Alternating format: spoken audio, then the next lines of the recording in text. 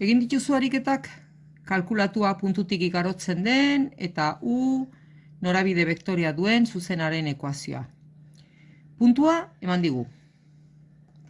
Eta malda, norabide vektorea ezagutzen baldin badegu, hau da zuzenaren gehikuntza edo jaitsiera ematen digun vektore bat dela, hainbat denboran hainbesteko igoera gertatzen dela, orduan malda badakigu formula bat daukagula malda bilatzeko, eta da norabide vektorearen bigarren osagaia, U azpibi zati lehen osagaia, 3 baten. Orduan, zuzen horren A puntutik pasatzen den zuzen horren malda ere badakigu 3 dela.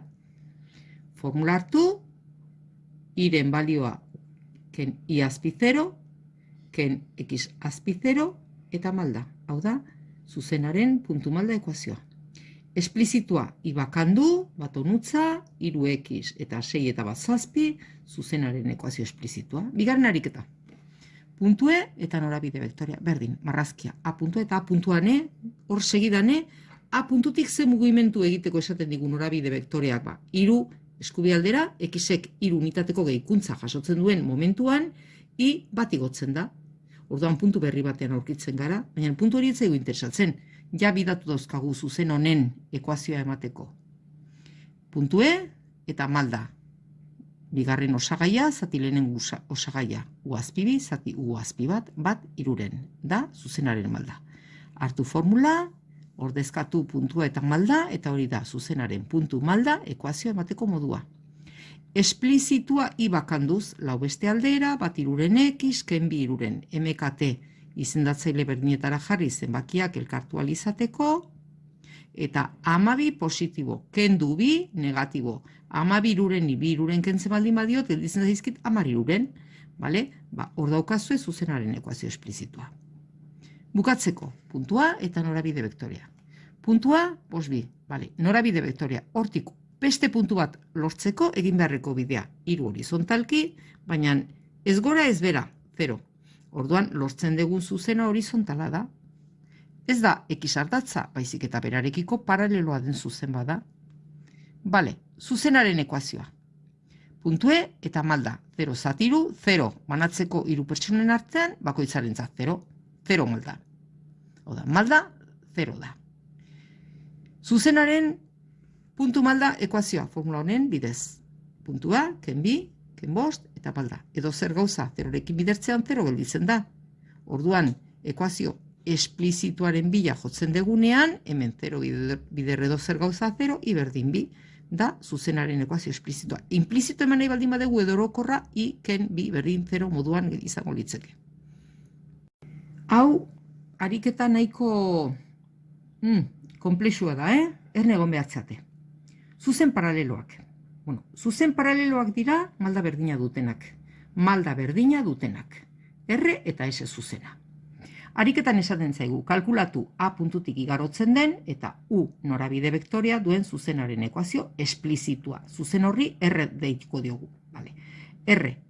Zein puntutik pasatzen da? -5 bat puntutik. Eta beste puntu batera joateko zen norabide vektore eskatzen da aplikatzea edo erabiltzea. Puntuaren gainean, zazpi, bat, 2, 3, 4, 5, 6, zazpi, eta 3 goraka, eta beste puntu bat, zuzenaren beste puntu batean bukatzen dugu.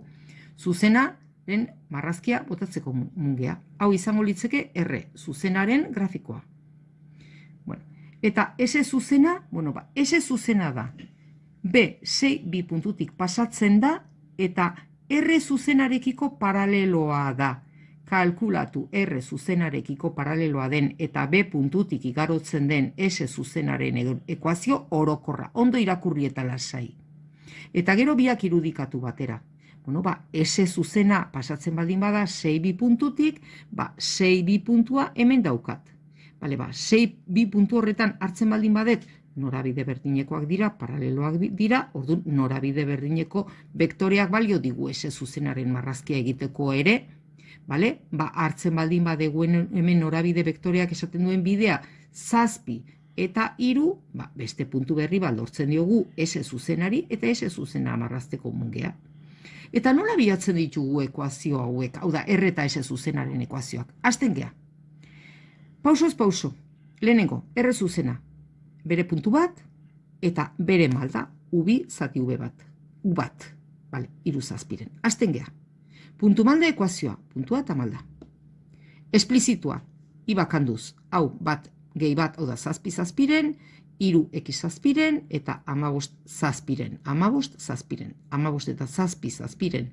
22 zazpiren dira, hau da eskatzen zaigun ekuazio esplizitua. Ez zaigu besterik eskatzen. Bale, hor bukatzen da.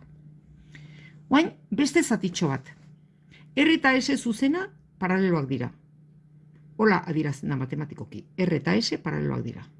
Orduan, malda berdina dute. M azpi R eta M azpi S berdinak dira. Malda berdina dute. Hau da, S zuzenaren malda 3 zazpiren izango da. Hori da R zuzenarena, ez da? S zuzenaren malda ere 3 zazpiren izango da. Hasten gea, beste zatitxo bat, S zuzenaren ekuazioa eskatzen zaigu orain, ez da? Aurkitu behar dugu. Eta gaina implizitua eskatzen zaigu, implizitua lortu arte. Hasten gea, bere puntu bat, eta malda esan dugu berdina dala, 3 zazpiren. Orain S zuzenarekin nahi gea. M azpi S zuzenaren malda. Bale, puntu malda ekuazioa. Ordezkatu puntu eta malda. Orain S zuzenaren ekuazioa bilatzen nahi gea. Ez ahaztu, R-erekiko paraleloa dela.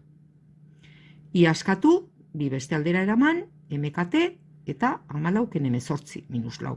Ekuazio esplizitua.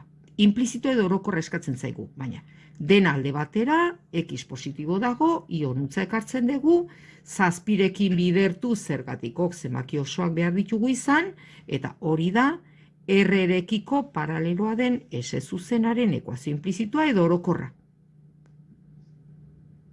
Ez bada ondo ulertu, errepasatu pixka bat. Zergatik orain, ariketa batzuk eskatzen dizugu. Kalkulatu A puntutik igarotzen den eta norabide vektore hori duen R zuzenaren ekuazio esplizitua.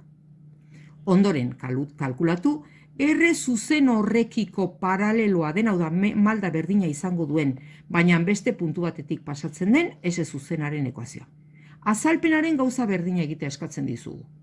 Irudikatu R eta S zuzena grafiko batean. Aber nola egiten duzu? Hurrengo ariketan berdin, kalkulatu A puntua eta norabide vektorea duen R zuzenaren ekuazio esplizitua. Ondoren, S zuzena jakinik R zuzenarekiko paraleloa izango dela eta puntu honetatik pasatu behar dela.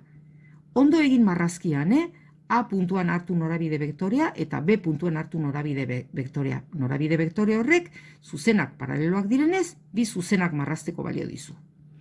Eta bukatzeko, 3. ariketa. A puntua ematen dizut eta malda bi, malda, zuzenaren malda. Puntu batetik bestera joateko egin beharreko bidea. Hau da, malda bi baten da, bi baten, bat X eta bi gora. Ordu betean, 2 euro irabazi. Aber nola egiten duzun ariketa hau? R zuzenaren ekuazioa eskatzen zaizu. Ondoren, kalkulatu R zuzen horrekiko paraleloa den eta 3 lau atik ez 3 lau B puntutik pasatuko den S zuzenaren ekuazio implizitua. Irudikatu R eta S zuzenak grafiko batean. Ea nola ateratzen zaizun.